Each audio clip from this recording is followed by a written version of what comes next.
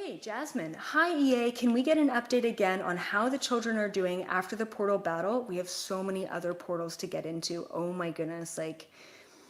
Yeah, I'm excited. Have more of them been freed and where are they now? Perfect. I'm going to just tune into not just the portal that we battled, which was so much fun, but I also want to tune into the children as a whole on the planet, see where they're at and what's going on. Especially like all the stuff with the residential schools and like that's another form of kind of just this underlying scar that the planet has is also with the indigenous children. So let's just see. 1 second.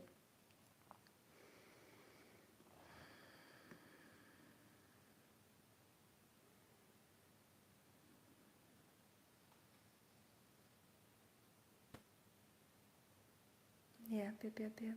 Okay, okay. Hmm.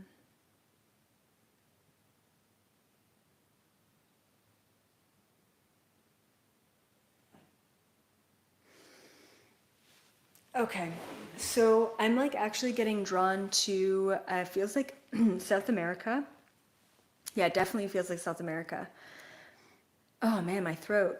Um, and I just got drawn like instantly this flash of an underground tunnel system and all of these children there, and it was just so interesting because there's all this activity, especially last year, even the year leading up to that, so much activity.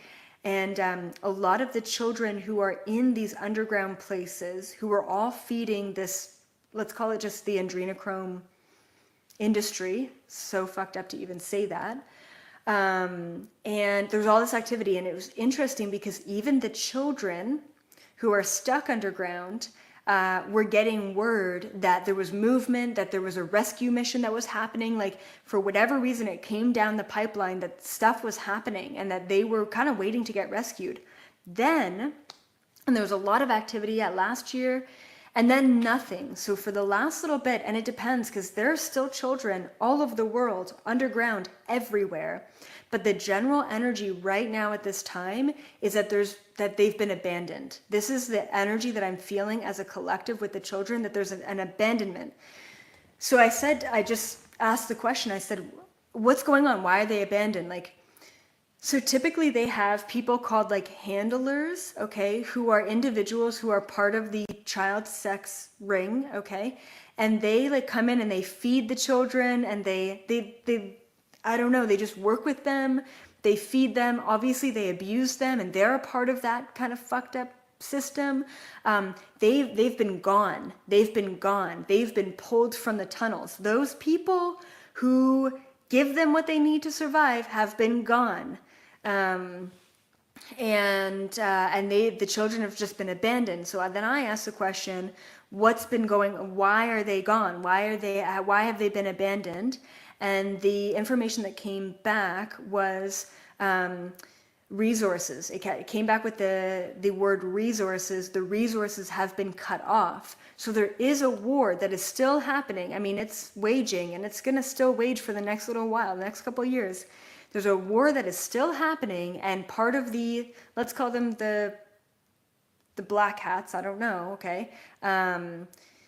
The bad guys, they have cut off purposefully the resources to the children because the white hats have cut off and attempted to cut off the supply of the adrenochrome, okay?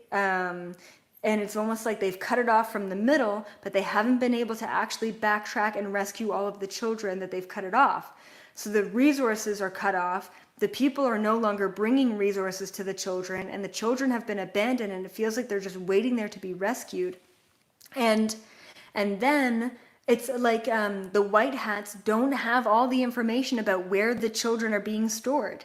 I mean, you can think about just so many hundreds of underground bunkers, tens of thousands, hundreds of thousands of children in these underground bunkers that have all just been cut off, and the white hats don't have all the information that they need to basically save and rescue these children.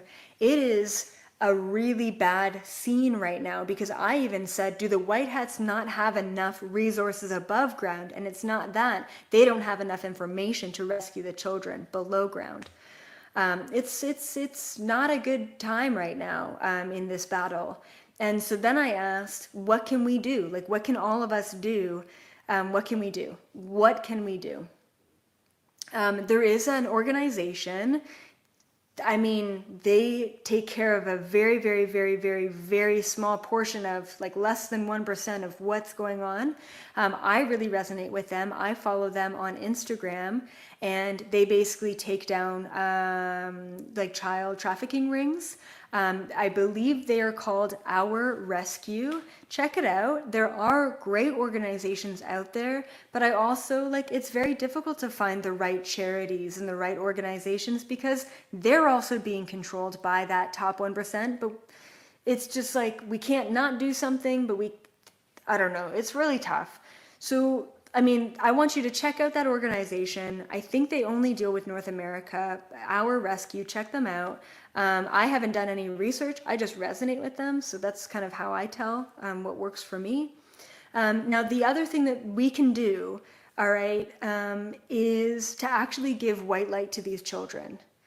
If all of us, even just 1,000 of us, okay, every day, maybe when you're eating food, because that's just a thing that we do. Maybe when we're sipping water, like maybe just doing our habitual things throughout our day, send love to these children and let them know, like, I think that we're at a point right now where we have to tell them that it's okay to let go and it's okay to cross over, because I don't really see that they have enough resources, whether it be white hats or supplies or just information for them to be rescued. Right now, the best thing we can do is to help them break free from the trauma that they have endured in their life and say it's okay to cross over, because if they don't cross over, they're stuck there, you know, in this weird fourth dimensional liminal place.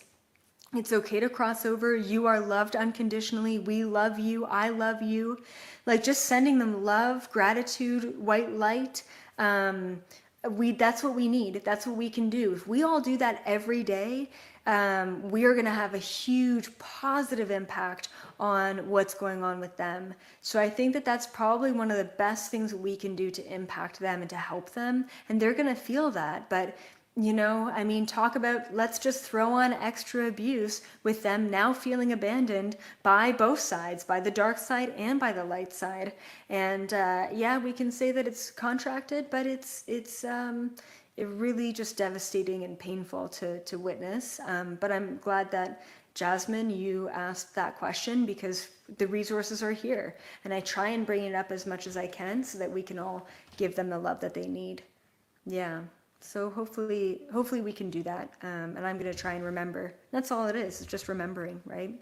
But we have the ability to help free them of their karma, of that trauma, of their bodies even. So that's going to be important. Kind of like how we all went to the portal and we activated that and we cleared that. We can do the same thing with these children. We can all go. I can be talking to you right here and going and doing white light portal and activations and clearing for the children. We can all do that.